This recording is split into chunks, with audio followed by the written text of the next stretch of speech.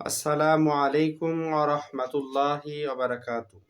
সম্মানিত দর্শক ভাই ও বোনেরা, কাছে এবং দূরে থেকে যারা আমার এই অনুষ্ঠান দেখতেছেন সকলকেই জানাই আন্তরিক মোবারকবাদ।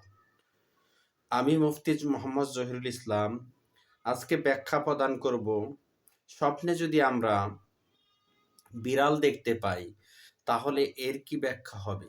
এর ব্যাখ্যা কি আমাদের ভবিষ্যৎ জীবনের জন্য ভালো কিছু বয়ে আনবে না খারাপ কিছু বয়ে আনবে? কোন ইঙ্গিত বহন করে? আমরা সেই বিষয়ে আজকে জানব।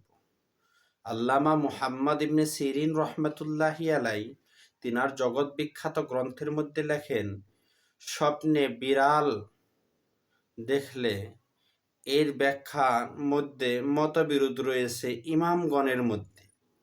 তন্মধ্যে কারো মতে বিড়াল স্বপ্নে দেখলে সে ভালো সেবক পাবে, পাহারাদার পাবে। কারো মতে সে নিজ পরিবারের কেউ চুর হওয়ার লক্ষণ।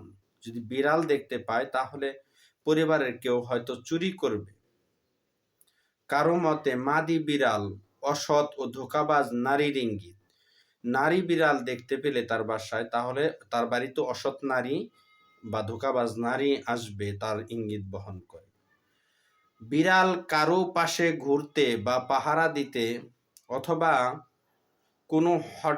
কোনো কিছু হঠাৎ করে নিয়ে যেতে দেখলে বুঝতে হবে সে ক্ষতি করবে, এরপর উপকারও করবে।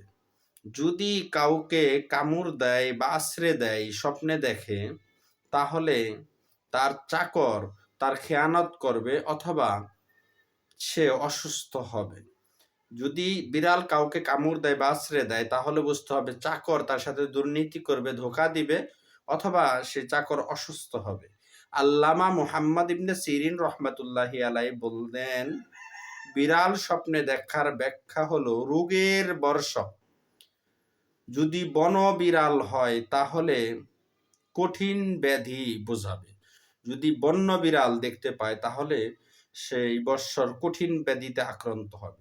বনবিড়াল না হলে অসুখ, বনবিড়াল না হলে সুখ শান্তির বর্ষ বোঝাবে। যদি এমনি বিড়াল হয় তাহলে সুখ শান্তি বোঝাবে। বনবিড়াল যদি মাদি হয় তাহলে প্রচুর কষ্ট পাবার লক্ষণ। যদি জঙ্গলের বিড়াল হয়, সেটা যদি মেয়ে হয় তাহলে প্রচুর কষ্ট পাবে, কারণ এই ধরনের বিড়াল দুর্যোগের বর্ষ বুঝিয়ে থাকে। তাহলে এই ধরনের বন্য বিড়াল দেখতে পেলে বুঝতে হবে যে এটা হলো তার দুঃসময়ের কাল, দুঃসময় চলে আসছে, তার ইঙ্গিত বহন করে। এক ঘটনা, জৈনিক মহিলা আল্লামা মুহাম্মদ ইবনে সিরিন রহমতুল্লাহি আলাইহির কাছে এসে বলল, আমি স্বপ্নে দেখেছি একটি বিড়াল তার মাথা আমার স্বামীর পেটে ঢুকিয়ে কি যেন বের করে খেয়ে ফেলল।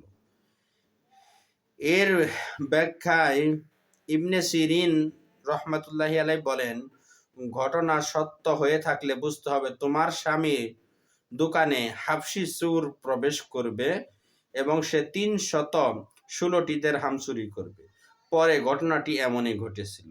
এজন্য বিড়াল কোনো কিছু নিয়ে যেতে দেখলে বা কোনো কিছু নিয়ে যেতে দেখলে বা কারো কাছ থেকে কামড় দিয়ে গোশত নিয়ে যেতে দেখলে এগুলো চোর দ্বারা ব্যাখ্যা করা হয়।